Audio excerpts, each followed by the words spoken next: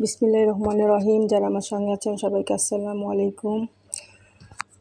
গতকাল বাজারে গিয়েছিলাম, তো সবাই দেখেছেন। তো বাজার থেকে আমি 10 কেজি আলু এনেছিলাম। তো এখন সবাই বলছে আলুতে নাকি গাছ হয়ে যাবে, এখনকার আলু বেশি কেনা নাকি ঠিক হয়নি। যার কারণে কি আর করা, ফ্রেঞ্চ ফ্রাইয়ের জন্য প্রিপারেশন নিচ্ছি যে ফ্রেঞ্চ ফ্রাই কেটে রাখলে পরবর্তীতে ফ্রিজে রেখে দিলে তারপরে করা যাবে। তো ফ্রেঞ্চ ফ্রাই কীভাবে আমি ফ্রিজে রেখে দেবো সেটা দেখাবো আজকে। তো এই মেশিনটা আমার অনেক দিন আগের, এটা আমার হাজব্যান্ড কিনে দিয়েছিল। 8-9 বছর আগের ঘটনা, 8 বছর আগের ঘটনা। এটা হচ্ছে বাণিজ্য মেলা থেকে। তো এটা কাজ তেমন একটা করা হয় না, যার জন্যে এটা ধারটা একটু চলে গেছে। তো তারপরও অনেক ভালো কাজ দেয়, কারণ এটা দিয়ে কাটলে এত সুন্দর হয় ফ্রেঞ্চ ফ্রাইগুলো, দেখতে খুব ভালো লাগে। আর বটি দিয়ে কাটলে ওইরকম সৌন্দর্য হয় না, বা এক একটা এক এক রকমের হয়। তো এই মেশিন দিয়ে কাটার মধ্যে আবার ঘটনা আছে, এই যে সাইডে পড়ে গেলে কিন্তু তখন আলুটা সহজে বের হয় না। সেটা আমি দেখিয়ে দিলাম যে এই যে সাইড, আমারটা একটু সাইড হয়ে গেছে, যার কারণে এই পাশে আটকে গেছে। তো আমি এর জন্য এখন আবার ছুরি দিয়ে আটকানোটা ছাড়িয়ে দেব, তাহলে কিন্তু খুব তাড়াতাড়ি হয়ে যায়। এটাই হচ্ছে। আর যখন বের হতে একটু কষ্ট লাগবে, তখন আরেকটা আলু দিয়ে চাপ দিলেই কিন্তু নিচেরটা বের হয়ে যাবে।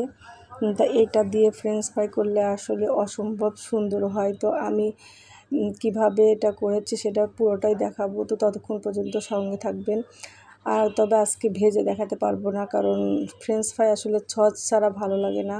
তো ঘরে যেহেতু সস নেই, তো আমি ওটা আর করবো না।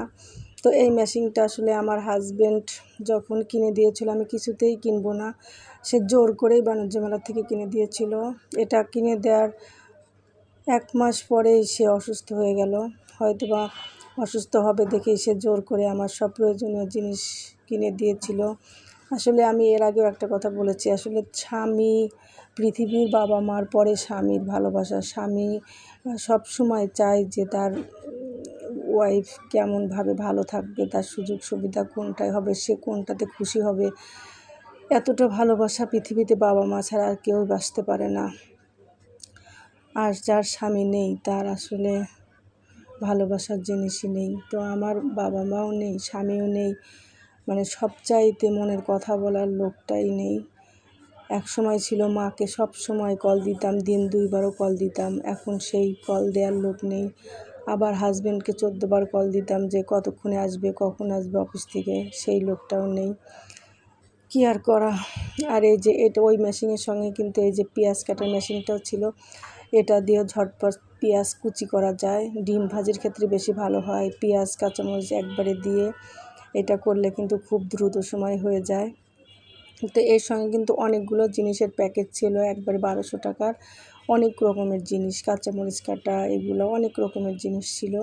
তো এখন আসলে বুঝতে পারছি যে আমার হাজব্যান্ড ভালোই করেছিল কিনে দিয়ে। তো এতদিন ব্যবহার করা হয়নি, তো এখন আস্তে আস্তে ব্যবহার করব চিন্তা করছি। আর আলুগুলো এত সুন্দর হয়েছে, তো এইগুলো এখন আমি একটু সিরকা আর লবণ দিয়ে অর্ধেকটা সিদ্ধ করে নিব, তারপরে ঠান্ডা করে তো ডিপ ফ্রিজে রেখে দেব। আর পরবর্তীতে যখন আমি এগুলো ভাজবো, ওটা আধা ঘন্টা আগে বের করে একটু কর্নফ্লাওয়ার মেখে তারপরে তেলে ভেজে নেব। তবে ফ্রেঞ্চ ফ্রাই একবারে রেস্টুরেন্টের মতো হয়, সেটা হচ্ছে 2 বার ভাজতে হয়। আগে হালকা ভাজা দিয়ে রেখে ঠান্ডা করতে হয়, পরবর্তীতে আরেকবার ভাজলে সেই ফ্রেঞ্চ ফ্রাইটা খুবই সুন্দর হয়। তো এর আগে আমি এরকম ফ্রিজে রেখেছিলাম 2 বছর আগের। এর মধ্যে গত বছর তো কিছুই করিনি, কোনো কিছুই রাখিনি। তো আর আলুরও দাম প্রচুর পরিমাণে ছিল। তো গতকাল বাজারে গিয়ে দেখলাম আলুর দামটা একটু কম, যার কারণে কিনেছি। আর একবারে তুলতে হবে 5 তলায়, যার কারণে একটু বেশি করেই কিনে নিয়ে আসলাম। আর ফ্রিজে রেখে দিলে তো সারা বছর খাওয়া যাবে। আর ফ্রেঞ্চ ফ্রাইরা মানে পছন্দ করে না এমন লোক নেই, সবাই আসলে ফ্রেঞ্চ ফ্রাই পছন্দ করে। তো আলুটা কিন্তু সিদ্ধ হয়ে গেছে, কারণ বেশি সিদ্ধ করলে ভেঙে যাবে। হাফ সিদ্ধ করেছি, মানে পুরোপুরি একটা সুন্দরভাবে বলক উঠেছে। আর তখনই আমি এই যে ছেঁকে রেখেছি, আর ঠান্ডা হয়ে গেছে, যখন পানি শুকিয়ে গেছে তখন আমি এটা সুন্দর করে বক্সে তুলে রাখবো। আর যখন আমি ভাজবো তখন অবশ্যই আপনাদেরকে দেখাবো। আর আমার এই ভিডিওটা যখন পেজে যাবে প্লিজ একটু পেজটা ফলো করবেন। আর যারা ইউটিউবে দেখবেন, যারা সাবস্ক্রাইব করেননি, প্লিজ একটু সাবস্ক্রাইব করে আমার পাশে থাকবেন, আমাকে হেল্প করবেন। পছন্দ হলে একটু লাইক দিবেন, যাতে আমি এই ভিডিওগুলো চালিয়ে যেতে পারি। তো সবাই ভালো থাকবেন, আমাদের জন্যও দোয়া করবেন, আমার হাজব্যান্ডের জন্য আশা করছি সবাই দোয়া করবেন ইনশাআল্লাহ। আপনারাও ভালো থাকবেন সেই দোয়া আমি করি।